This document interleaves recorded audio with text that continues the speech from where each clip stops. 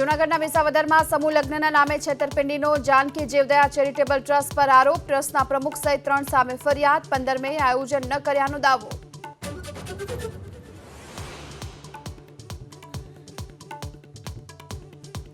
આણંદ શહેરના કેટલાક વિસ્તારોને જાહેર કરવામાં આવ્યા કોલેરાગ્રસ્ત. 2 દર્દીના રિપોર્ટ પોઝિટિવ. ઝાડા ઉલટીના કેસમાં વધારો થતા પ્રશાસનમાં દોડધામ.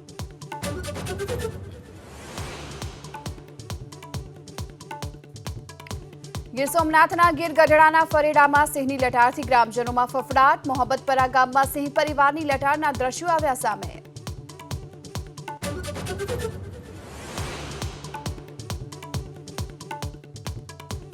બાંગ્લાદેશના પીએમ શેખ હસીનાના ભારત પ્રવાસનો આજે બીજો દિવસ. રાષ્ટ્રપતિ ભવનમાં કરાયું સ્વાગત. પ્રધાનમંત્રી મોદી સાથે કરશે દ્વિપક્ષીય વાતચીત.